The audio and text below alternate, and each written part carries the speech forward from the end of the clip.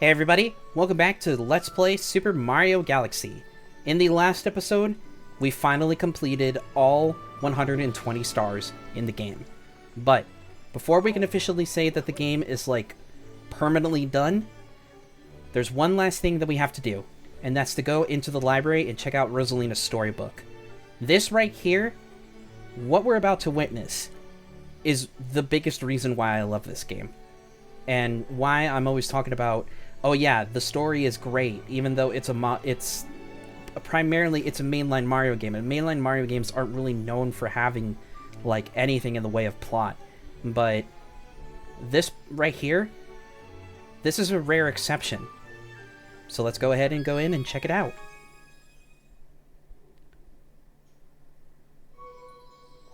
So we'll head on in. Mario will notice all the Lumbas are gathering around for story time. Let us begin. And so,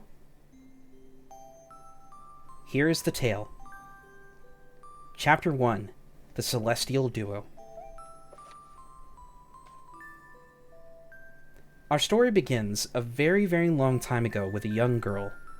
One day, the girl spotted a rusted spaceship holding a small star child.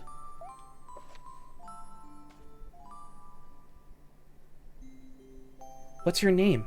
Are you lost?" the girl asked the star child. "I'm Luma, and I'm waiting for Mama. She's coming for me on a comet," said the star child, who had been waiting day and night. "Don't worry, I'll wait with you," the little girl promised Luma. At nightfall, the little girl borrowed her father's telescope and peered into the sky. She looked and looked, but she saw nothing. Hours turned into days, and then years, but still, the sky revealed nothing. Finally, the little girl sighed and said to Luma, "If we stay here looking much longer, I'll be an old lady soon." But then, she had an idea. "Why don't we go out there and find your mother ourselves?" The girl and Luma fixed up the rusty spaceship, and then the two set sail into the starry sky. And this is how the search for the Celestial Mother began.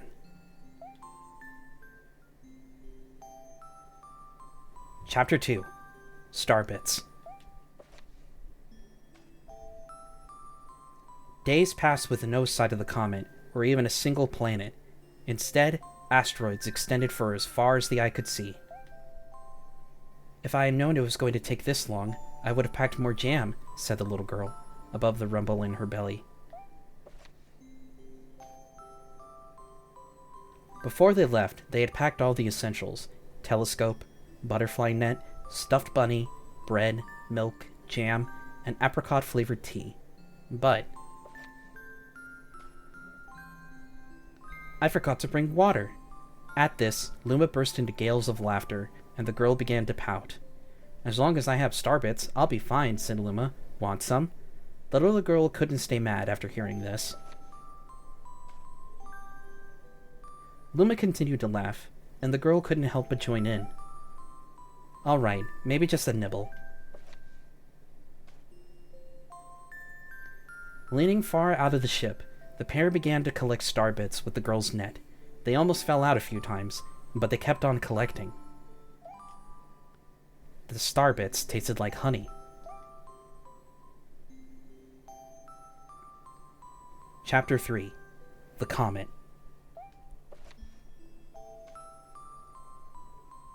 A beam of light pierced through the ship's window, thinking it was the morning sun. The girl peered through the window only to find a turquoise-blue comet shimmering at her. The little girl shook the sleeping Luma awake and shouted excitedly, "We have to get to that comet!" The pair descended on the comet and found that it was made of ice. They looked high and low, but Luma's mother was nowhere to be found. Exhausted, the little girl sat down with a flop, utterly unable to take another step. "Look!" Peering down at the icy ground where Luma was pointing, the girl suddenly noticed clusters of Starbits encased in the ice. "Pretty good, huh? Finding Starbits is my specialty," said Luma, beaming. There's ice here, but it's so warm. I'll bet there's water here too. The two decided to stay on the comet for a while. Riding the turquoise comet, the pair continued their search for Luma's mother. Chapter 4. The Dream.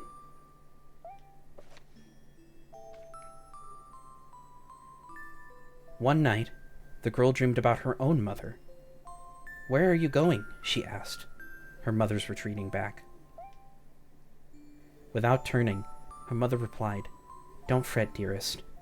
I'm not going anywhere. I'm always watching over you, like the sun in the day and the moon in the night."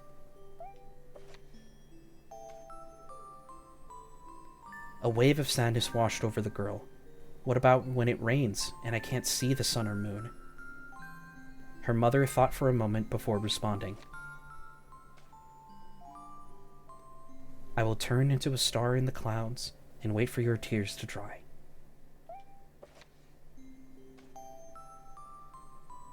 When she awoke, the girl's face was damp with tears.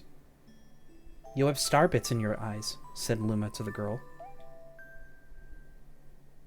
Wiping her face, the girl replied, "These are tears, not star bits. I'm crying because I'll never see my mother ever again." At this, Luma began to cry too. "Mama, oh Mama."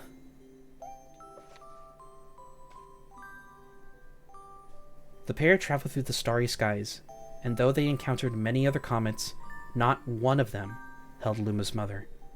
Luma was despondent. Now, Luma.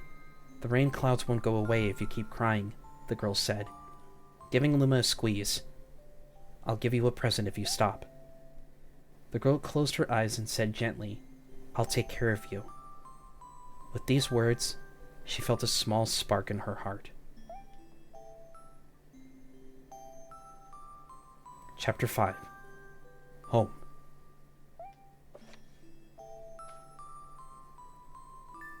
"The kitchen will go here, and the library will go over there," the girl said busily to herself. "We'll put the gate here."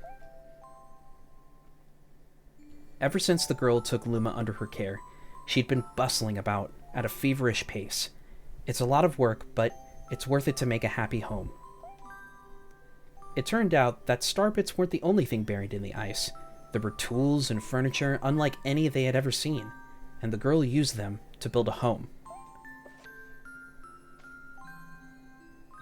Looking at the completed house, Luma remarked, "Don't you think it's awfully big just for the two of us? With a library, bedroom, kitchen, fountain, and gate. It was certainly spacious, but still, something seemed to be missing." "If only my father, brother, and mother were here," the girl said wistfully. Indeed, the house was too large for its two small residents. That night, clutching her favorite stuffed bunny close to her heart, the girl fell asleep in the starship. Chapter 6. Friends. Then, one day, while the girl sat sipping tea, a tiny apricot-colored planet appeared on the horizon. From the planet, another Luma of the same color emerged. "Do you know each other?" the girl asked the two Lumas gleefully. Despite the girl's excitement, they seemed uneasy. The two Lumas neither drew closer nor backed away from each other. Instead, they just stared. Then, one Luma broke the silence. "My mama!" At once, the apricot Luma parroted back, "My mama! My mama! My mama! My mama!" The two Lumas began to dance around the girl frantically, and neither showed any sign of stopping. The girl was so charmed by this adorable scene that she couldn't help but laugh, and that's when something very strange happened. Suddenly, more Lumas began to pop out from the apricot planet. They were different colors, but they all shouted the same thing, "My mama! My mama!" The sight of all the shouting Lumas only made the girl laugh harder. What am I going to do with all these children? The Lumas just stared blankly as she doubled over laughing. I guess we'll have to name each and every one of you. Tomorrow, once she had finished naming them all, she would begin moving all the Lumas into the new house. Chapter 7. The Telescope.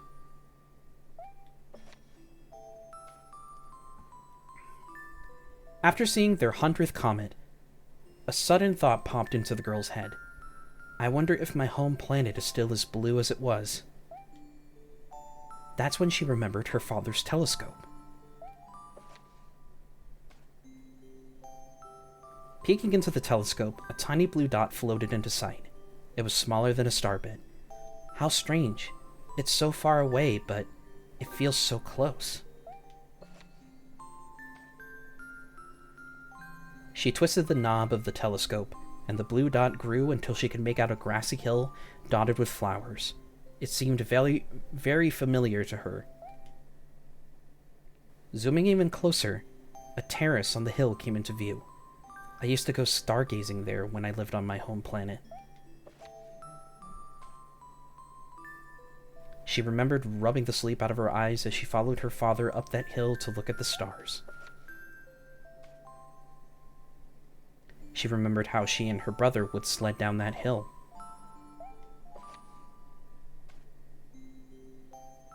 She remembered having picnics with her mother on that hill on bright and windy days. And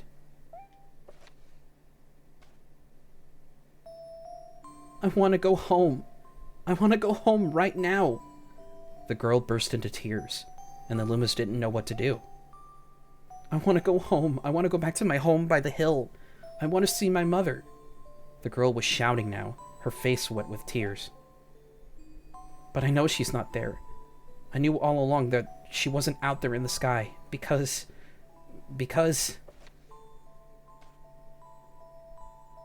she's sleeping under the tree on the hill. The girl's cries echoed through the stars, and a hush fell over the area. Chapter 8. The Wish.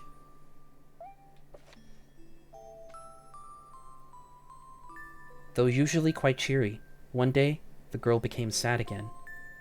Luma drew close and tried to comfort her. Mama, you still have me.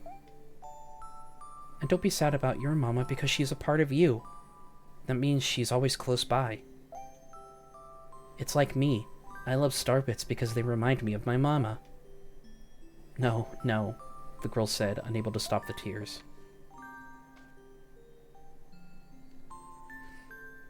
A lonely look flickered across Luma's face, but it was soon replaced by a wide grin. I have an idea. I will transform into a comet, a soaring comet that can carry you all on this journey. With that, Luma, trailing bands of white, soared high into the sky, and just as quickly started to plummet back down. Kaboom! Kablam! The ground shook, and a bright light poured out of the crater that the Luma had created. The bands of light twisted together to form a comet tail. And then, Luma emerged, reborn as a comet. The girl could scarcely believe her eyes. But how? She kept asking. Our destiny as Lumas is to transform into different things, said a red Luma, who had suddenly appeared. Stars, comets, planets, we can become all of these things. When I grow up, I want to become a star that makes someone special smile, said a green Luma. A blue Luma chimed in. That Luma turned into a real cutie of a comet, didn't he? All of the Lumas together said, No more crying, Mama. Thank you, said the girl in a whisper, and she pulled the Lumas close and hugged them. From that day on, starbits no longer fell from the girl's eyes. The comet set forth for the girl's home planet, its long tail blazing proudly behind it. Final chapter. Family.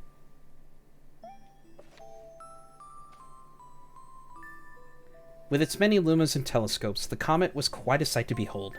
The girl and the lumas were proud to call it home. At a welcoming party for a new luma, the girl gathered everyone in the kitchen and said in a louder voice than usual, "All right, everyone, let's make a cake sprinkled with star bits. Then it will be a star cake." The lumas excitedly began to gather the ingredients.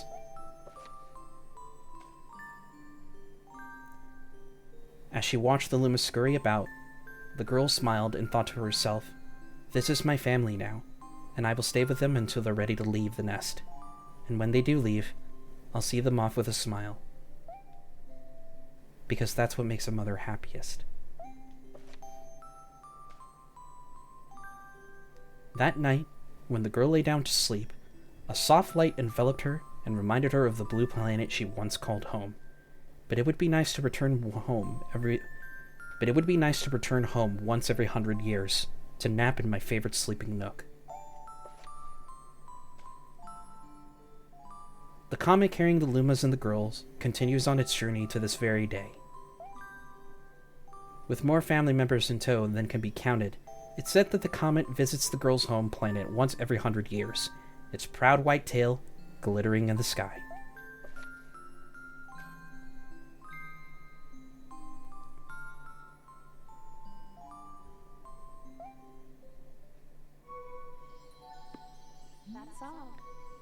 That's all. My story is finished.